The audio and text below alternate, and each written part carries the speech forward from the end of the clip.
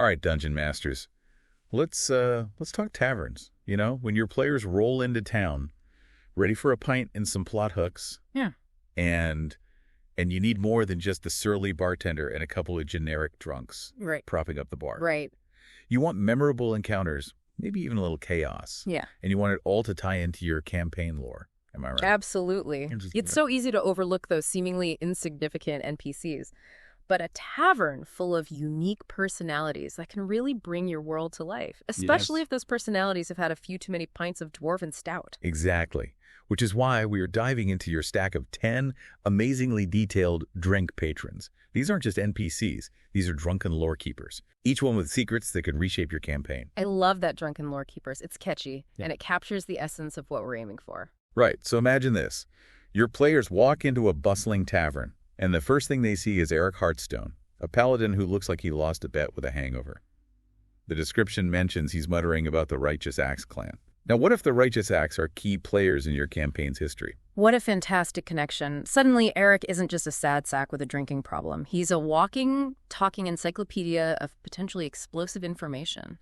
He might even have a quest for those brave enough to decipher his drunken ramblings. Precisely. And speaking of intriguing patrons, we've got not one but two bards on the list. First, there's No Name Curly. Gotta love that name, who seems like the type to burst into song at the drop of a gold coin. Who doesn't love a bard with a sense of humor and a flexible pricing structure?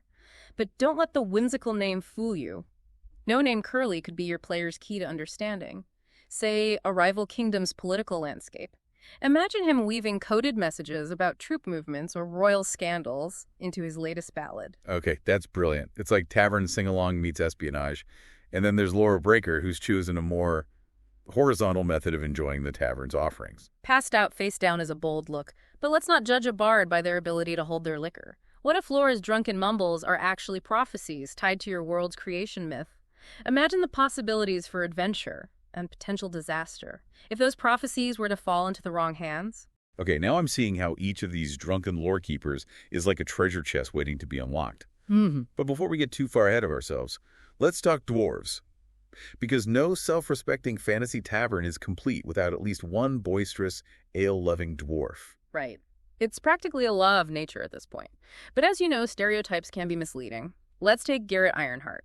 He's described as a gruff, exiled paladin. Now, what if his exile ties directly into a long-forgotten dwarven civil war in your campaign setting? He could be a goldmine of information, even if he only dispenses it between tankards of ale and bouts of melancholic singing. And then there's Vevin Brighthammer, who's decided to skip the melancholic singing and go straight for a brawl with the bartender. Yeah. Not exactly subtle, is he? Subtlety isn't exactly a hallmark of dwarven courtship rituals, but here's the thing. What if Vevin's drunken antics are a cover for a much sharper mind? Perhaps he's stumbled onto a conspiracy, and his drunken brawl is actually a clever ruse to observe his enemies without arousing suspicion. You know, it's amazing how a little bit of imagination can transform these characters from background noise into potential plot drivers. Absolutely. And speaking of potential plot drivers, we have a couple of unconscious patrons who deserve our attention.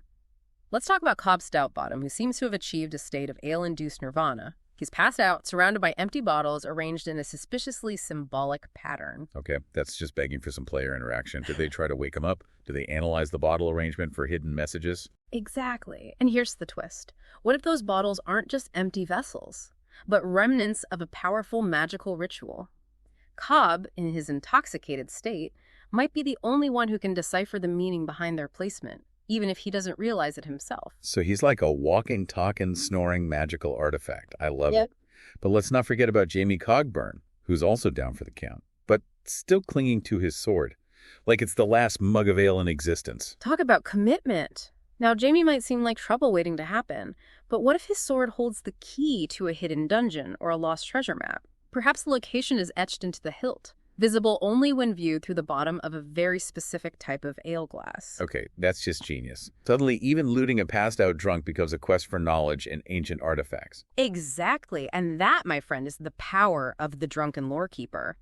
We're taking those classic tavern tropes and turning them into opportunities for intrigue, adventure, and world building. Okay, so We've established that these drunken lore keepers are more than just background noise. They're walking, talking plot hooks, just waiting for someone to buy them another round. Exactly. But you're not going to throw all 10 of them at your players at once. Right. I mean, unless you're aiming for a TPK, by way of alcohol poisoning. A tavern brawl is one thing, but a mass intoxication event might be a bit much, even for the most experienced adventurers. Right. So, how do we decide which drunken lore keeper to deploy and when? Think of it like this. You've got this incredible menu of intriguing characters, each with their own unique flavor. You wouldn't serve up a 10-course meal all at once, would you? You'd pace yourself, savor each bite, and maybe even offer some palate cleansers in between. Okay, I'm liking this culinary approach to dungeon mastering. So if our drunken lore keepers are like a multi-course meal, how do we choose the right dish for the right moment? It all comes down to reading the table, your players, their preferences, and the overall tone of your campaign. Give me an example. Let's say your players are in dire need of a laugh after a particularly grueling dungeon crawl. Who better to lift their spirits than Cobb Stoutbottom, the ale bottle enthusiast, with his nonsensical ramblings and uncanny ability to attract bar brawls like moths to a flickering lantern. Cobb's like that friend who's always the life of the party, even when he doesn't remember why. But what if I want to introduce a more morally ambiguous character? Someone who might lead my players down a dangerous path. Then you need to call upon Rachel of the Woods, the seemingly innocent elf maiden with a twinkle in her eye, and a secret that could shatter their assumptions. Remember, she's no ordinary elf. She's a hag in disguise. And those purple eyes hint at a depth of knowledge and potential danger that could tempt even the most stalwart hero. Right. It's like offering my players a delicious-looking poisoned apple. Irresistible and potentially deadly. Precisely. But let's not forget about those players who love nothing more than a good mystery. For them, we have David Cohen, the high-stakes gambler with a penchant for risky wagers and a half-orc assassin on retainer. David sounds like he's playing a real-life game of who wants to be a villain with those choices. But how do we weave his love for danger and his questionable associates into a compelling encounter? Imagine this. Your players walk into the tavern, and there's David embroiled in a tense game of liar's dice, a mountain of gold riding on every roll as the game progresses. And the ale flows freely. He starts dropping hints about a powerful artifact, a hidden temple, or maybe even a secret society pulling the strings of power in your world. Okay, now that's how you turn a gambling addiction into a compelling plot point. But let's not forget about Old Jones, the grizzled ranger with a thirst for strong drink and even stronger tales. Old Jones. He's a classic for a reason. He's the embodiment of the "you'll never believe what happened to me" storyteller. Yeah. The kind who can spin a yarn so outrageous, so fantastical that it simply has to be true, or at least partially inspired by reality. Right. He's the kind of guy who claims to have fought a dragon with a rusty spoon and lived to tell the tale. But how do we make sure his stories are more than just drunken ramblings? How do we make them matter to our players and their characters? That's where your skills as a dungeon master come in. Imagine Old Jones, between sips of his drink, recounting a tale of a lost city, a forgotten god, or a legendary hero. He might even produce a seemingly mundane object. A tarnished coin, a chipped arrowhead, or a faded piece of parchment claiming it's a relic from his adventures. And that's the hook. Now, my players have a tangible connection to Old Jones's stories, something they can investigate, research, and maybe even use to unlock a hidden dungeon or uncover a long-lost secret society. Exactly. And the beauty of this approach is that it allows you to seamlessly blend lore storytelling and player agency. Your players feel like they're driving the narrative, following the threads of a mystery, all because they decided to buy an old ranger another round. It's like we've turned the act of buying someone a drink into a skill check, a successful persuasion or deception roll that unlocks a treasure trove of adventure hooks. Precisely. And speaking of skill checks, let's talk about how to actually role-play these drunken lore keepers in a way that feels authentic, engaging, and most importantly, fun for everyone at the table. Because we want our players to laugh with these characters, not at them, right? Exactly. Drunkenness can be a source of humor, but it's important to approach it with sensitivity and respect. We want to avoid harmful stereotypes and create an inclusive gaming experience for everyone. So no more generic drunkard voices and exaggerated stumbles. Exactly. Instead of relying on those tired tropes, let's focus on the subtle nuances of intoxication. Think about how alcohol affects people in different ways. Some people get giggly, some get weepy, and some just get really, really philosophical about the meaning of life. Precisely. And those individual reactions are what make our drunken lore keepers so compelling. For example, imagine Eric Hearthstone, the disgraced paladin. his words slurring slightly as he recounts his fall from grace. He's not just sad, he's wrestling with guilt, shame, and a desperate longing for redemption. Okay, now that's interesting. Instead of just being a sad drunk, he's a complex character with internal conflict. And that conflict can be a goldmine for role-playing opportunities. Absolutely. And what about Laura Breaker, the passed-out bard? Instead of just snoring on the table, imagine her muttering incoherently, fragments of these ancient prophecies spilling from her lips like drunken secrets. Maybe she even mistakes one of your players for a long-lost lover or a mythical creature? That could make for a very interesting evening. Indeed. And let's not forget about the physicality of drunkenness. It's not just about stumbling and slurring words.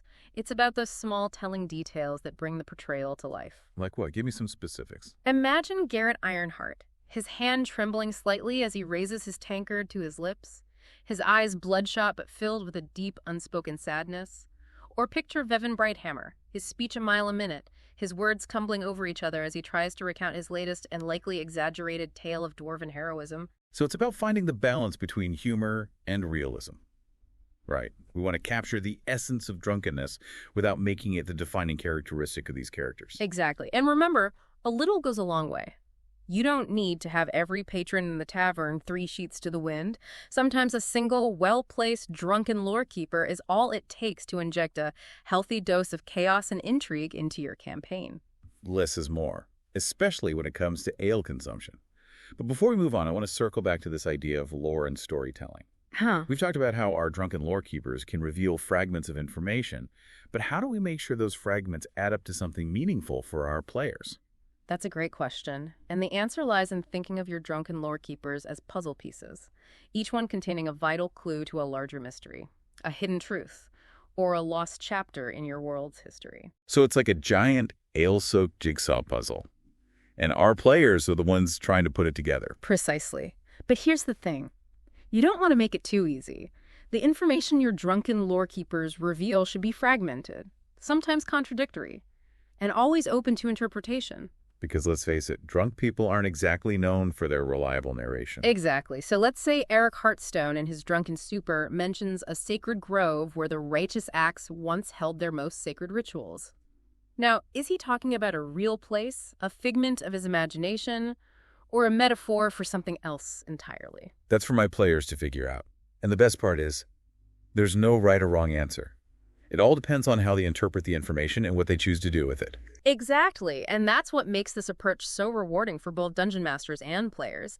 It creates a truly collaborative storytelling experience where everyone is an active participant in uncovering the secrets of your world. I love it. It's like we've given our players a license to be lore detectives, scouring the taverns for clues and piecing together the fragments of history, one drunken conversation at a time.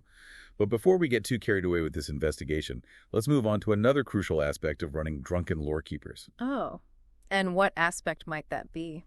Well, we've talked about how to roleplay drunkenness, how to weave in lore, and how to turn these characters into walking, talking plot hooks. But what about the consequences? Ah, yes, consequences. The lifeblood of any good campaign. Because as we all know, actions have a way of rippling outward, especially in a world where ale flows freely and inhibitions run low. Exactly. So let's say my players decide to take advantage of Cobb Stoutbottom's intoxicated state and steal his lucky dice. Or worse, try to get him to sign a legally binding contract while he's seeing double. Well, let's just say that Cobb might not remember the incident in the morning, but something tells me his friends. Or perhaps a certain shadowy organization with a vested interest in those lucky dice won't be so quick to forget. Okay, now that's an interesting twist. Suddenly, what seemed like a harmless prank could spiral into a full-blown adventure involving organized crime, magical artifacts, and maybe even a quest to recover Cobb's stolen dignity. Precisely. And that's just one example. The consequences of interacting with drunken lorekeepers can be as varied and unpredictable as the characters themselves. So it's like playing a game of drunken dominoes, where one wrong move could send the whole tavern, or even the entire campaign, tumbling into chaos. I like that. Drunken dominoes. It has a certain ring to it. But in all seriousness, the key takeaway here is that your players' actions should have consequences, both positive and negative. If they choose to help Eric Hearthstone find redemption, maybe he becomes a valuable ally. But if they decide to exploit his drunken state for personal gain, well, let's just say the righteous acts might have something to say about that. Exactly, and that's what makes these drunken lorekeepers so much fun to play with. They're not just sources of information or comic relief. They're agents of chaos, catalysts for change, and mirrors reflecting the choices your players make. And speaking of choices, I think it's time we turn our attention to another intriguing aspect of our drunken lore keepers.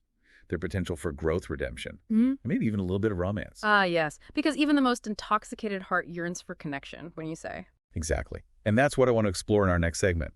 These characters aren't just static NPCs. They're complex individuals with hopes, dreams, and maybe even a few regrets.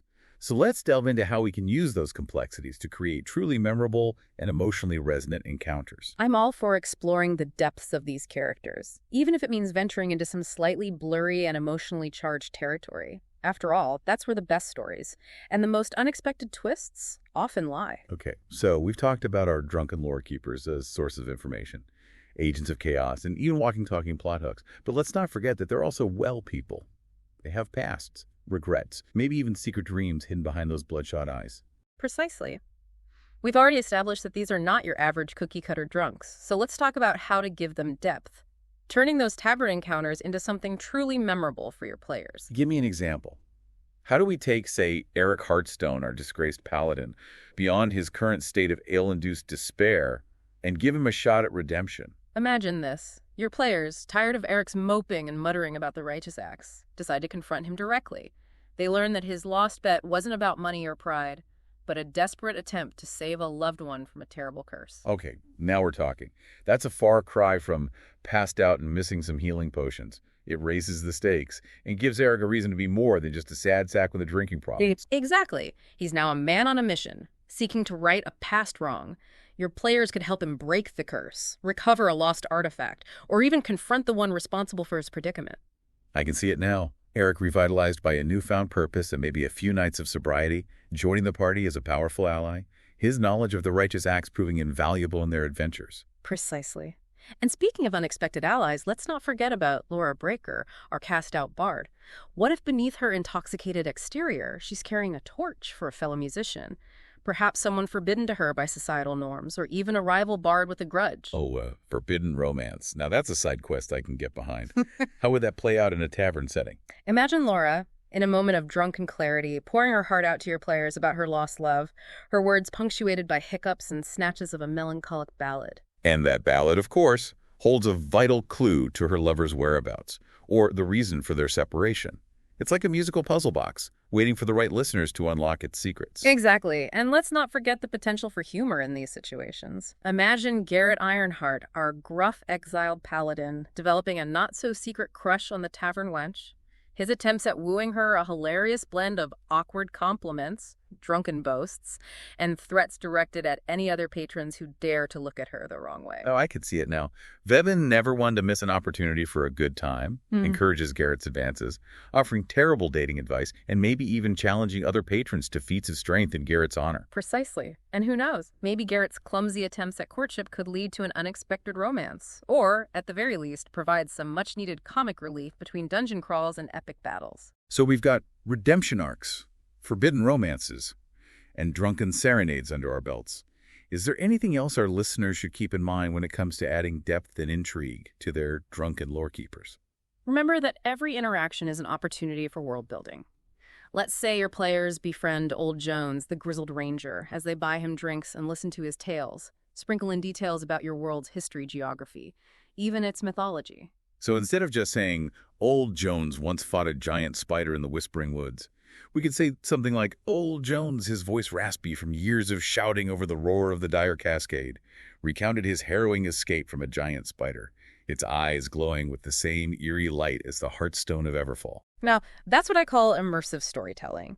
You've seamlessly woven in geographical landmarks, a legendary artifact, and even hinted at the existence of a dangerous creature, all within the context of a casual conversation. And my players, eager to impress Old Jones with their knowledge, might just add Dire Cascade and Hearthstone of Everfall to their ever-growing list of places to explore and treasures to loot. Exactly. You've turned a simple tavern encounter into a springboard for countless adventures. And that, my friend, is the magic of the Drunken Lore Keeper. So to recap, our Drunken Lore Keepers are more than just NPCs. They're opportunities to enrich our campaigns with lore, humor, intrigue, and even a touch of heartwarming or heartbreaking drama. Precisely. And by approaching these characters with empathy, a dash of creativity, and a willingness to embrace the unexpected, you can transform your next tavern encounter from a predictable pit stop into a truly unforgettable adventure. And on that note, I think it's time for us to retire to our own metaphorical tavern. Where the drinks are always virtual and the conversation never runs dry. Exactly. So until next time, happy gaming, everyone, and may your taverns be filled with memorable characters and endless adventure hooks.